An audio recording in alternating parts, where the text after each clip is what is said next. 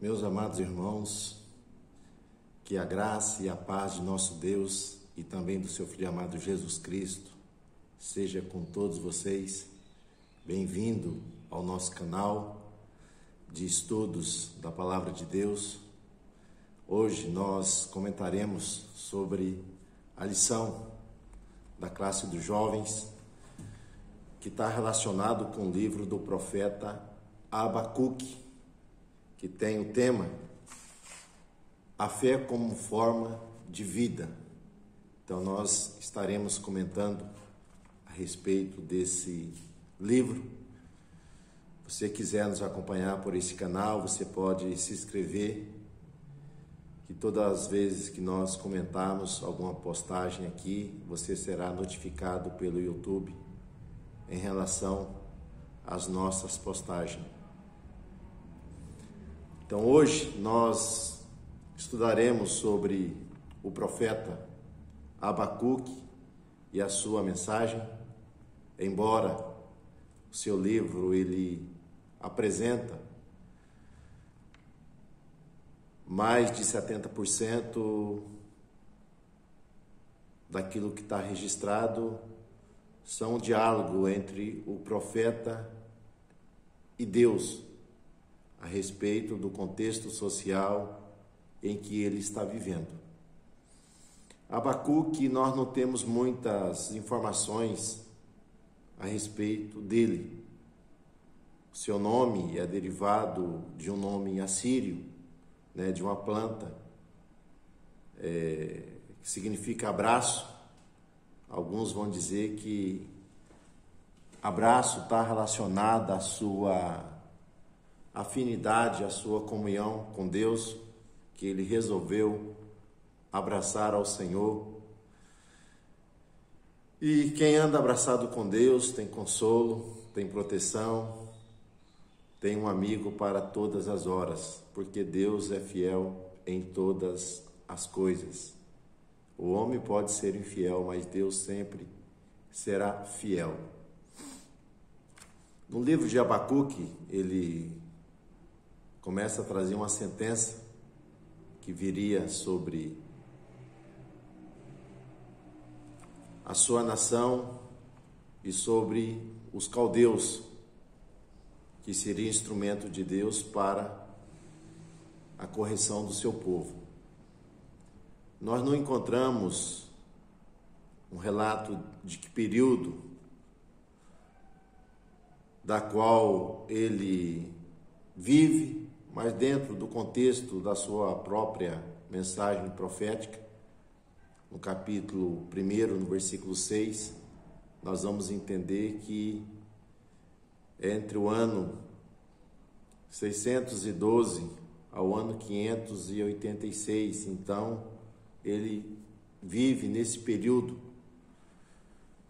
é onde a grande força militar que é levantada naquele tempo são os caldeus ou neobabilônio. Então, o império que surge, que vai destronar os assírios e também vencer os egípcios, que eram as forças ali daquele tempo, e aonde vai surgir o grande império ali da Babilônia, tendo o seu regente, o seu governador principal, o grande príncipe Nabucodonosor, que vai estabelecer um vasto império ali dos caldeus sobre o mundo antigo que nós conhecemos.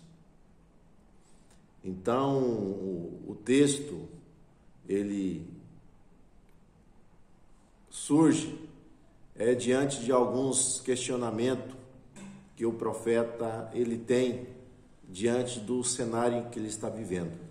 Então, após a morte de Josias ele tenta fazer uma reforma, trazer um avivamento para a nação, mas infelizmente Josias ele é morto numa batalha contra Faraó Neco. E nós vamos ver que os seus sucessores, os seus filhos e um neto, 3 filhos dele vai subir ao trono, e também nós temos um neto, Joaquim. Nós vamos ver que esses reis eles não se rendem a Deus e nem servem de modelo para que o povo venha ali a andar em retidão diante de Deus. Então, o cenário nos dias de Abacuque é um cenário de violência, injustiça social, impiedade, falsa religiosidade. Então nós vamos ver que esse é o cenário que ele está vivendo. Então a nação tinha a lei de Deus como parâmetro, tanto na questão religiosa como na questão civil, mas a nação, ela dizia para outro caminho. E o profeta, diante desse cenário todo de injustiça, ele vai clamar a Deus, ele questiona a Deus a respeito de tudo aquilo que está acontecendo. Que Deus não haveria de trazer justiça diante de uma opressão do injusto sobre o justo. Então ele clama a Deus para que Deus se manifeste, porque ele não entende o que é essa tolerância que está ali ocorrendo naqueles dias. Então ele demonstra que uma preocupação, um zelo para que a lei seja obedecida, e o cenário ele é contrário. Então, diante desse zelo pela lei, nessa preocupação, nesse cenário de opressão, de injustiça, ele, cheio de dúvidas, ele vai questionar, vai perguntar a Deus. Então nós veremos, meus irmãos, que nós temos livre acesso ao trono da graça, a Deus, para lançar sobre Ele as nossas ansiedades, as nossas preocupações, aquilo que nos perturba, que te perturba, que você está em dúvida. Clame a Deus, pergunte ao Senhor, que certamente Ele irá se manifestar a você todas as suas indagações, as suas preocupações. Deus, Ele responde. E no caso de Abacuque não é diferente. Quando Abacuque questiona, quando Abacuque pergunta, vemos que Deus se revela. E quando Deus se revela como um Deus que tudo vê, que tem a soberania sobre todos os povos. Então Deus revela a Abacuque que ele não está apático diante de tudo aquilo que está ocorrendo, mas que ele tomaria uma medida diante de todos esses acontecimentos. E o que Deus faria, Deus revela a Abacuque que ele levantaria os caldeus ou babilônicos para exercer o juízo sobre a nação, para trazer a correção sobre o seu povo. Então, quando ele ouve essa sentença de Deus, nós vamos ver que o profeta novamente ele tem dificuldade em entender aquilo que Deus irá fazer, aquilo que Deus está fazendo. Então nós vamos compreender em primeiro lugar que Deus é um Deus que trabalha. Deus é um Deus que está a par de todas as situações que estão ocorrendo. Deus não está apático ao que está ocorrendo à minha volta, está ocorrendo no seu contexto em que você está vivendo. Deus, ele está atento a todas as coisas. E no momento determinado por Deus, ele irá se manifestar a nosso favor e irá trazer a sentença sobre aqueles que andam praticando a iniquidade, a violência, a opressão. E o profeta, então, ele tem dificuldade na maneira de Deus trabalhar, porque Deus vai levantar os caldeus, e embora o cenário em que o profeta vive é um cenário da qual Deus não se agrada, da qual ele está preocupado ali com o contexto em que ele está vivendo, mas ele não entende porque Deus vai usar uma nação ímpia para corrigir o seu povo. Deus vai usar uma nação depravada para corrigir o seu povo que outrora andara com Deus, mas que agora nesse momento esse povo está desviado. Então, como é que pode isso ocorrer? Então, Deus, novamente, ele se revela nesse questionamento, Abacuque, que a Babilônia, embora as suas atrocidades praticadas a outras nações, embora a idolatria da qual eles se envolvessem, Deus não deixaria impune tudo isso, mas que o profeta deveria esperar o tempo de Deus, que Deus também traria o juízo, a sentença sobre a Babilônia por todas as suas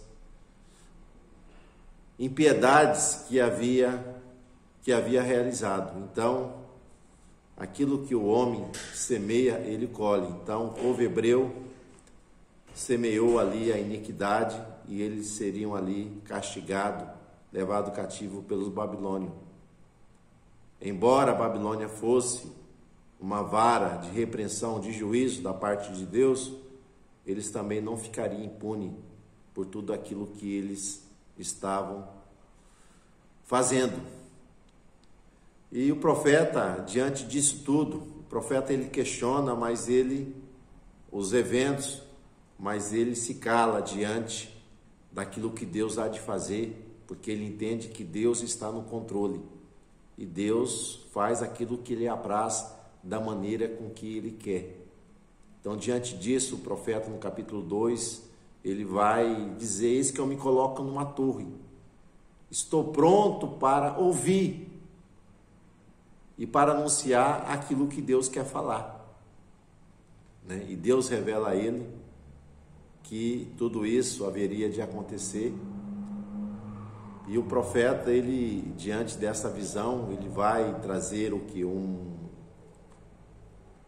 grito, dizendo que mesmo diante dessa situação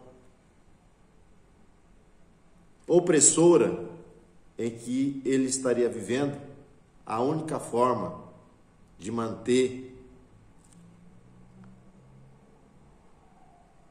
a esperança era estar andando pela fé. E o profeta vai dizer que o justo viveria pela fé.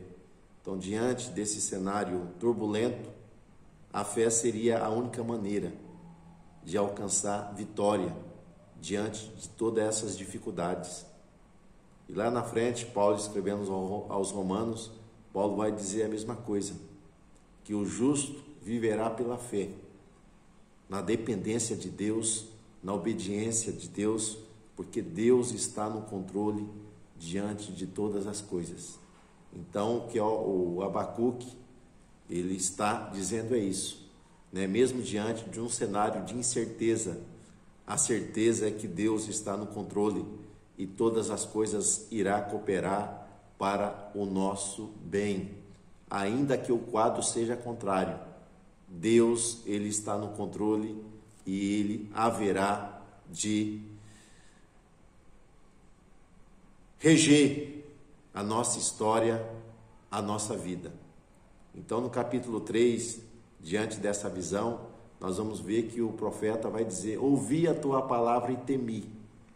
Então, o temor do Senhor é o princípio da sabedoria, O temor nos aproxima de Deus, nos leva a uma comunhão mais íntima com Ele.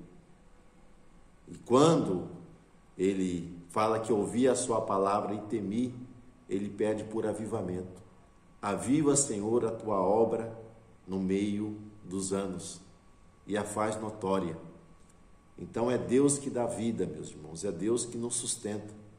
Então nós temos que ter o temor de Deus e estarmos clamando por avivamento, que Deus continue avivando o nosso espírito, a nossa alma, para que em tudo nós venhamos glorificar o seu nome diante das dificuldades, diante das calamidades da vida, né? Nós precisamos, no meio das dificuldades, andar olhando para Jesus, que é o autor e consumador da nossa fé.